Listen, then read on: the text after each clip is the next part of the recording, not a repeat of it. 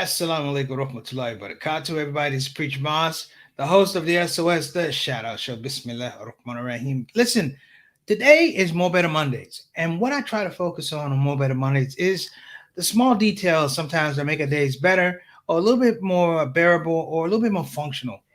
And in the news for the last 2 weeks, what I've looked at in terms of shootings, inability to get bills passed, messaging about vaccine. I really looked at the whole scope of it, and it really comes down to communication. So I've titled this thing, "What did you say? What did you mean?" And the reason I've called it "What did you say? What did you mean?" because there was a time, brothers and sisters, where communication worked differently. When I say communication worked differently, means that it worked at particular levels. The idea that we have social media today allows people to cheat those levels. It allows people through artificial means to have an impression on things whereby they are catering to impressionable people. And the ramifications of this is dangerous. Let's call it what it is. It's extremely dangerous because people are not coming up with organic thoughts. People coming up with fearful thoughts, trying to put them out as organic to people who don't know better. One of the things about social media is its accessibility to people. It's not just the accessibility, it's just that some people don't know the power of the tool.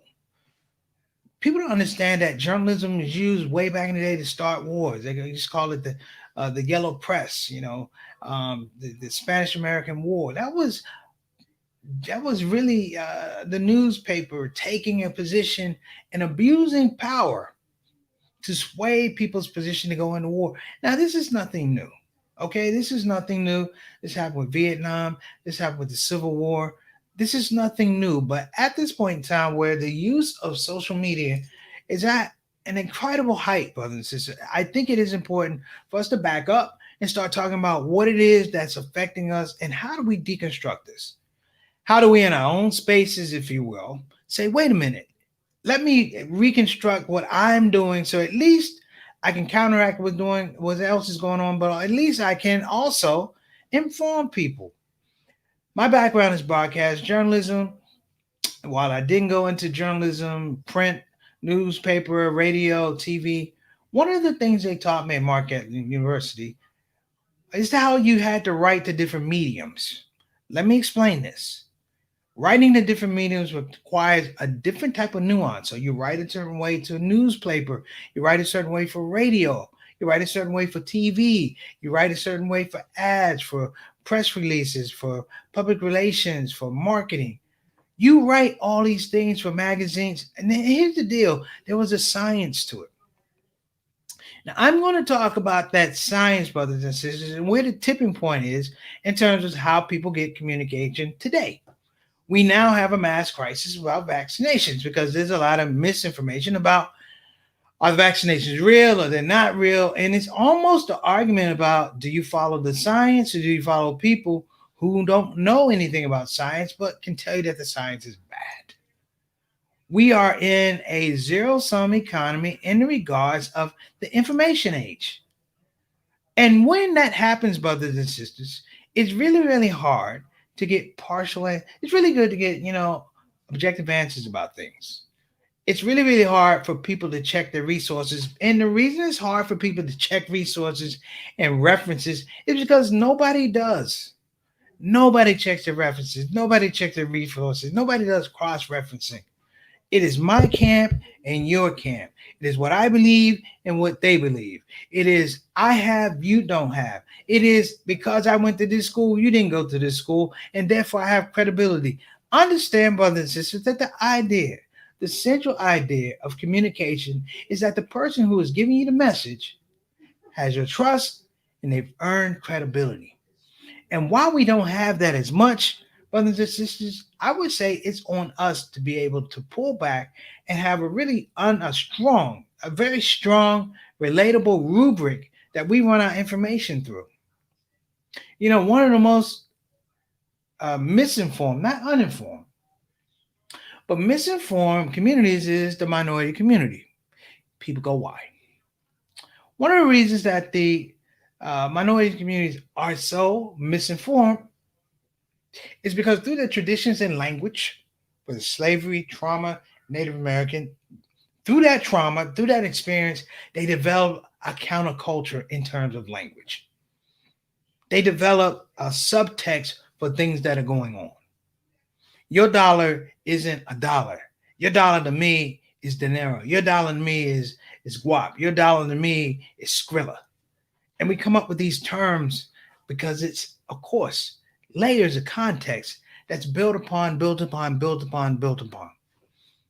And what I want everybody to understand in this episode about what did you say and what did you mean, I want you to understand the small nuance because it's that same small nuance that we're missing now and has led to a lot of, I want to say, not misinformation, but deliberate lying, deliberate misleading of people.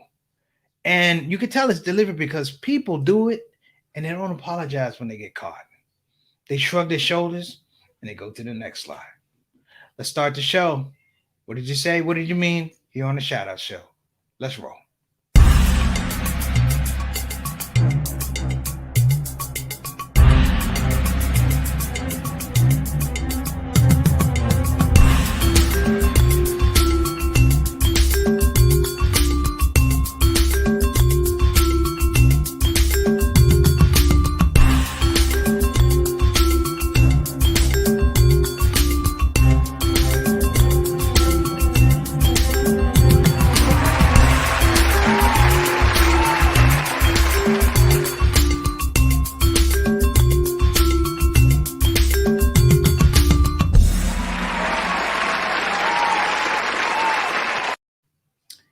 And we're back. Listen, if this is your first time coming on the SOS show, the Shout Out Show, we appreciate you dropping by. We want to make sure that this experience is worth your time, but I think it is worth your time. And if you don't know, click the subscribe, notification, like boxes, all that type of stuff. But I'm also going to say it's not, something that we need.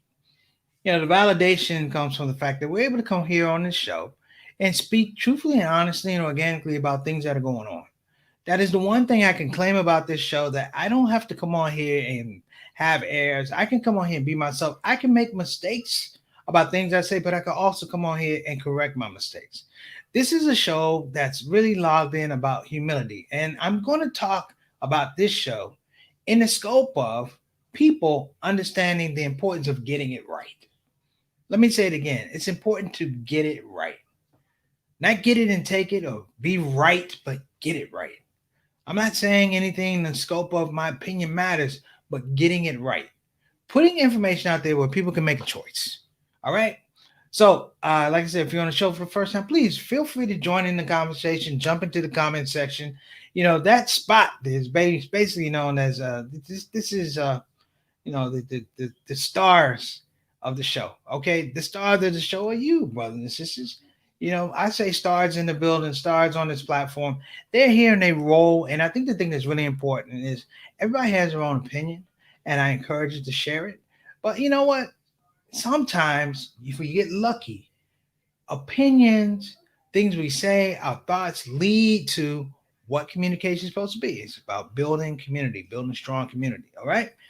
So thank you for joining the show. So let's get to this. Let me get our stars in the building. On Mo Better Mondays. First up, we got Sister Ree. Ree, what's going on? God bless you. Hope you're doing well. Happy you are back from Miami. Hope to see you soon. And peace and blessings to you, your son, Derek, everybody. Thank you so much for coming on the show.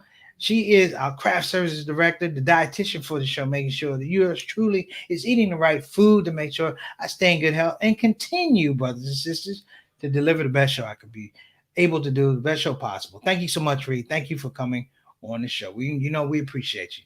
Next up, what's going on, Sister Muhammad? Wa alaikum assalam wa rahmatullahi wa barakatuh. We missed you. I'm glad you can come on the show and join us. I believe this is a show I definitely believe this is a show you can chime in on, because we're going to be talking about communication, how we communicate. I'm going to give out some pressure points, if you will, about how we communicate, how we used to communicate, and what the differences is, and what the differences are. Not is, but what the differences are. And when I say that, I want everybody to feel free to jump in, because it's not just social media talk. It's permeated to how we talk actually to people who are in our lives, our circles of influence, people we love, people we've married, our children. It's kind of filtered into that because so much, brothers and sisters, people are constantly competing for your attention.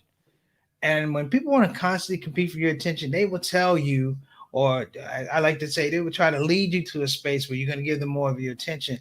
So we're going to make sure that we hone down again on what did you say and what did you mean. Good to see you, Sister Sophia. Next up, Sister Aika, wa alaikum assalam wa rahmatullahi wa barakatuh, offering Eid greetings. That's right. You know, tomorrow, brothers and sisters, is Eid al-Adha, which is almost symbolic of what I'm talking about today. What did you say and what did you mean? And when we talk about Eid al-Adha, we're talking about a clarity, a clarity where Allah speaks to you in a certain tone and it's clear. Its meaning is clear. There's no, what did you say? Excuse me. It's none of that. It's clearly about how I take the information and apply it. It's like a parental conversation. Your mother told you to do something when you were so young, you didn't know how to think differently. And what it was she's giving you the most clear path to getting the job done. Same thing with your father. All right. So we're going to talk about this. Altaf Rashid, our Canadian ambassadors to the show. Altaf, Mr. 6 o'clock. Straight up, straight down. Always on the show. Man, we appreciate you, brother. Thank you so much for being a part of the Shout Out Show, improving the quality on this side of the border and the next side of the border. Thank you so much, brother. Much love. Wa alaikum assalam wa rahmatullahi wa barakatuh, little brother JT, better known as Johnny L. Thomas. I know JT is out of his head right now because the Milwaukee Bucks have a chance to win the championship after 50 some years. And I'm gonna tell y'all something. If Milwaukee wins, everybody better move to Racine because that place is going to be off the hook. But before then, we're going to have this conversation. Brother, I hope you appreciate it. I thought about you actually when I was coming up with this title. Feel free to correct me. I tell everybody, feel free to correct me, or most of them correct me. Feel free to inform me. Feel free to inform me about other things that you think about. My knowledge is not so vast that it can't include other spots. It can't include other information. I am asking you to expand my parameters, if you will. All right, what's going to change me? Lasagna and Mandarin. Oh, don't do it. Don't do it, Sister Reed. Don't do it. But I'll call you. I'm gonna let you know. I'll be ready on Wednesday. I'll be ready on Wednesday. All right. Thank you so much. Next up, and we have our Walaikum Assalam Rahmatullah Barakatuh. We have our consultant producer, Sister Satana Whitfield, on the ones and twos of production. I appreciate you, Sister Satana. If I didn't tell you yesterday, I probably told you the day before. I'll tell you every day. We appreciate you. The whole Shout Out Show community appreciates you. And for a whole Shout Out community, I appreciate you guys. So let's get to a topic. A topic is, what did you say? What did you mean? What did you say? What did you mean? Now, I want you to understand something about what I just said in the term, what did you say and what do you mean? Because one has to do with personal opinion. What did you say? What did you mean? That's a conversation piece. That's an opinion, if you will. That's a editorial, if you will. And when people put that out there, brothers and sisters, we understand that you're entitled to your opinion. We appreciate that. Now, the problem is when what did you say, what did you mean becomes the standard for news and communication, where what I believe somehow becomes the news, somehow becomes a statement of fact, meaning that it's the only perspective that I want you to understand. It's the only perspective that I actually want to share to the masses. Now, a long time ago, a very, very long time ago, in the field of journalism, it was called objectivity. You had to be impartial to the news that you were reporting. And what happened with that impartiality, brothers and sisters, is that it required people to show restraint. And the reason why they showed restraint is because they came through a volatile period of time with news and news coverage. So, what was said in 1966 about King and Black liberation cannot be reverberated in 1976 because there was a body of work that let people know that the Southern view of Black leadership, Black liberation, it was just a Southern view. And ironically, if you didn't have access, or I want to say access to the means of production for news and printing the news and radio broadcasts, then what you would hear is just that point of view. The diversification of news comes later on when you start having the Turner Broadcast Network and places like this. They were cable. And the institution of cable is that they had to have on programming 24 hours a day because it was subscription based. So let me get to this point, and I think this will make the case for you. What did you say and what did you mean now has a heightened importance because the diversification of cable, for many of you know, back in the day, it was only three major channels: ABC, NBC, and CBS. And ABC and NBC and CBS all had a balance, if you will, to report the news fairly. Otherwise, if you lied, the public would not watch the news.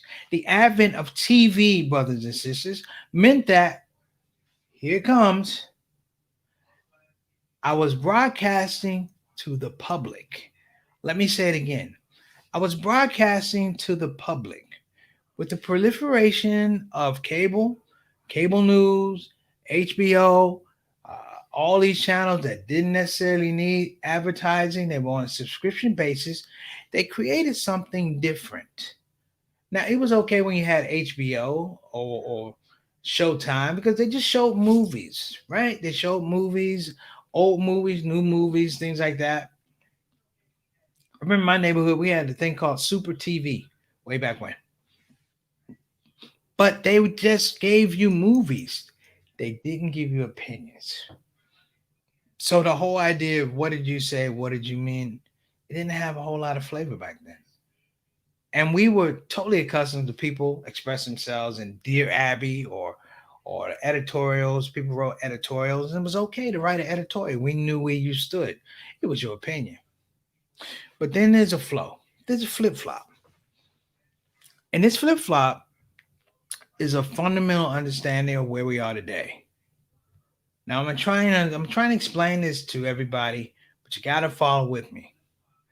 I said the original aspect of news reporting had to do with I'm generating information to the public. When you started having more outlets in competition, they stopped generating news to the public and they started generating news and information to a consumer. And when you got that space to the consumer, it didn't matter what you put out as long as the consumer bought it. Thus, you weren't looking to inform anybody. If anybody watches Fox News, you realize that they operate in an alternate reality. The term fake news comes from the idea that if you're not looking at our news, it's fake news. Now, the interesting part is that they propagated that around a closed group of people, and that's all they heard. The pandemic made it worse because people wouldn't go out. So normally the people that consume maybe an hour or two of news from Fox News, now they're looking at it 8, 9 hours a day. And in that 8, 9 hours a day, brothers and sisters, they become addicted to consumption of this news. Hear what I'm saying now? You went from generating news to the public, which requires that you understand that this is a trust. If you watch Fox News never throws out, they rarely ever throw out retractions for things they say, unless they get sued. The idea that it was a trust meant that I had responsibility and accountability. There are people back in the day who fabricated stories and wound up losing their jobs in journalism. They were never ever hired again because they plagiarized the story or they lied or they made something up, and there were repercussions for that. And it was called journalistic integrity. And now, brothers and sisters, that the journalistic integrity has moved away, we now find ourselves at public spaces, small public spaces, and interpersonal communication where we don't know how to talk to one another. What did you say? What did you mean? The idea now is we speak to one another, not as a part of a public trust. We speak to one another now the same way that these Fox News and MSNBC and sometimes CNN, we speak to one another as consumers. We want people to buy stuff. You know, it's the old adage of two hungry people sitting around, they eat a pizza, and there's one slice of pizza left. And a person goes, "You want that slice of pizza?" That's not what he meant. He said, "You want that slice of pizza?" That's not what he meant. He said, "Do you want that?" But what he meant was, "I want that slice of pizza." Man, this is basic, you know. Hey, man, don't even worry about it. What did you say? Don't worry about it. What did you mean? You should worry about it. And we find these scenarios. It was funny back in the day. It was funny when it was funny conversations and dealing with family. But now you deal with policymakers who, without a doubt, direct, formulate, and execute policies built on not what I meant, but what I said, right? Meaning that you'll buy into, we have an infrastructure bill that says something, but it means, say something, but it means something totally different. You know, and in between this space, brothers and sisters, there are people that get caught up. There are people who are losing their jobs. There are kids who are not getting the education they should get. There are folks who have lost work they'll never be able to go back to. There are people who are going to go back to jobs that the salary for the jobs, brothers and sisters, is not going to be commensurate with the rate of inflation. And yet we still have this space where people have somehow moved away, if you will, or better yet, devalued the idea of interpersonal communication and integrity in what we say.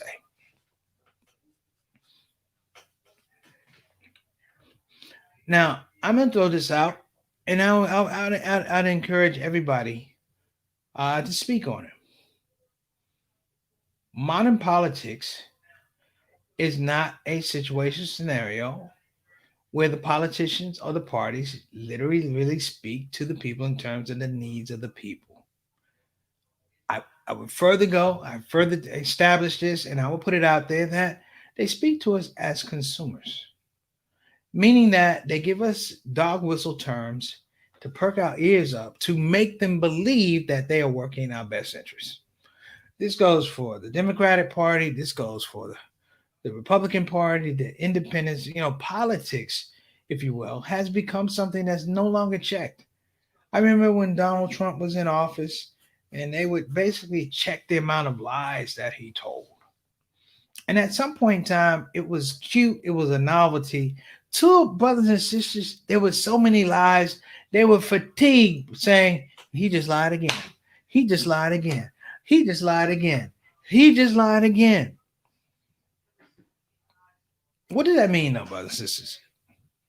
It permeates. We just had a show on the art of crying. What was it? We said the art of crying Karen. Well, it's the same thing. And if you think it's going to go away, it's not going to go away. I'm speaking from a space where I'm forecasting now. I'm forecasting now. Because what you're going to have is a proliferation of people who are going to be doing this because they believe that it somehow benefits them. And the danger of it is these same people, I told you, the danger of these people is they live zero-sum lives. And what I mean by zero-sum lives is if Sultana and I are working for a job and we're selling something and she sells $2 worth of merchandise, in my mind, I'm thinking that's less, that's $2 out of my pocket. It has nothing to do with one another. I'm creating a space, brothers and sisters, where I'm making an unrealistic and an unbalanced I want to say comparison to somebody because that person somehow I feel I have a relationship with that person and I'm basing myself upon whether I look at how my life is based upon that other person's life. Now people don't like to hear that, but that's what social media is. It puts people in direct context. It puts people in direct conflict and it's all in pictures. We don't know people's lives. Oh, so and so is in front of a Maserati. I don't know if that's his Maserati. So and so got a bunch of money in his hand. I don't know if that's his money.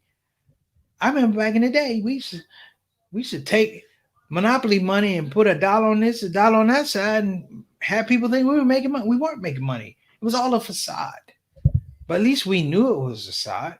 It's something that made us laugh. We knew we weren't doing anything major. We were kids. Well, what happens when you grow up? What happens when your economic policy is nothing more than I took a bunch of newspaper, folded over, I put $1 on this side, $1 on this side, and I told people I got $100,000 or I got $1,000 here. When in reality, you only had $2. And this becomes the problem, brothers and sisters. What did I say and what did I mean? I'm gonna tell you something. One of the scariest things you ever gonna go through, or we've all gone through, we know the trauma, is when your mother or your father said, "What did I say?" And before you get out what they said, they said, "What does that mean?" And in that space, there's no imbalance. It's a perfect parallel. It's a perfect parallel. If you want to risk your life as a child, make that parallel unbalanced. Make that parent feel like they didn't communicate to you clearly what their intentions are when they asked you to do something. And only in that space, brothers and sisters, do we find ourselves not fearful of our parents, but we understand process. Here's the thing that happens when you move from speaking to the public to speaking to consumers. The intention changes. The intention changes. The attitude changes. The language changes because it becomes what? Zero sum. We now have a war on critical race theory. And I won't go into critical race theory, brothers and sisters, but I'm telling you that this is where people go to change the narrative. Well, that's not even strong enough. They're not trying to change the narrative. They're trying to destroy the narrative.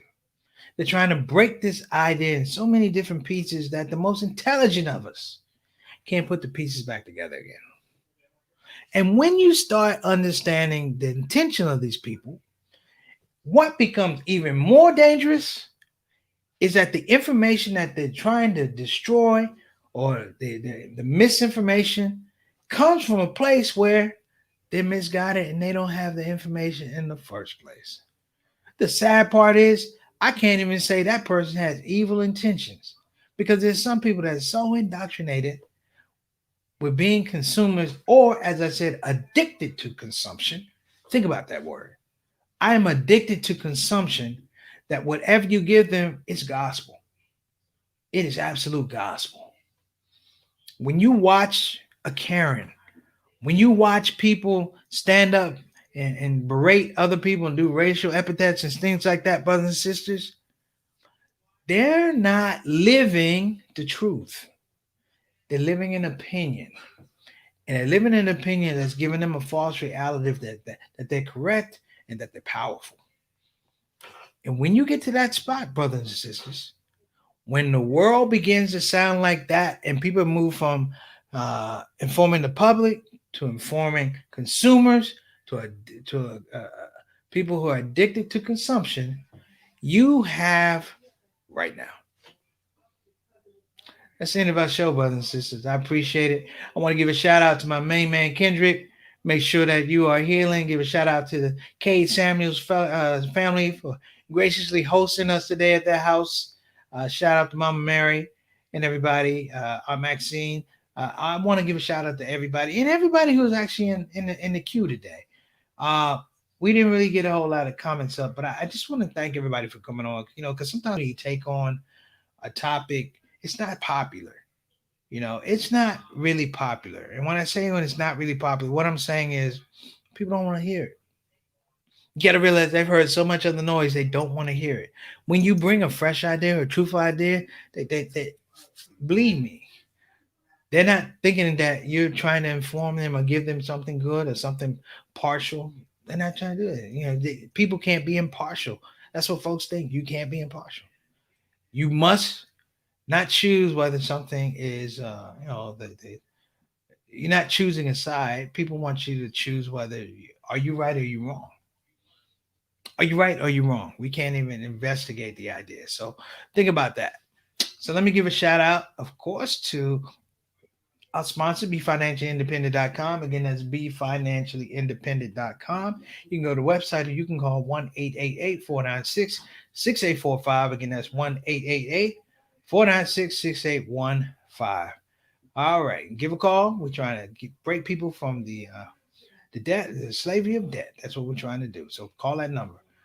As well, we're going to give a shout out to Bayan Islamic Graduate School. Again, that's Bayan Islamic Graduate School. If you're thinking about getting a quality, and I do emphasize quality Islamic education, brothers and sisters, at the graduate level and the doctoral level, you want to give these people a call, brothers and sisters, especially with their MDiv program for Muslim chaplains, which is amazing. It's the only one in the country, as well as some of their doctoral opportunities that they have. I tell people, listen, don't be afraid to dream about getting your master's or your doctorate. Don't worry about the money.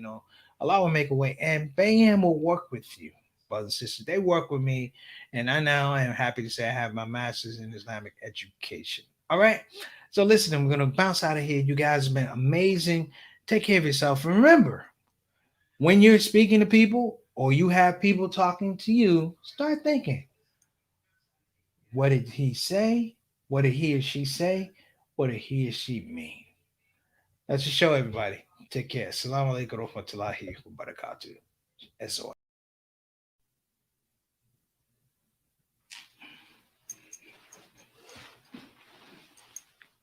Yo, assalamu alaikum. I'm Preacher Moss, comedian extraordinaire, but I like to add a new title to my name. I'm Professor Preacher Moss. You know why? Because I just graduated. Wait a minute. Let me get this out of here. This is it. Okay. I'm Professor Preacher Moss, and it's come through the courtesy and the blessing of the Muhammad Ali Scholarship, which came through Bayan Islamic Graduate School. Now, listen, I know a lot of you people are thinking, can I do it? Yes, you can do it.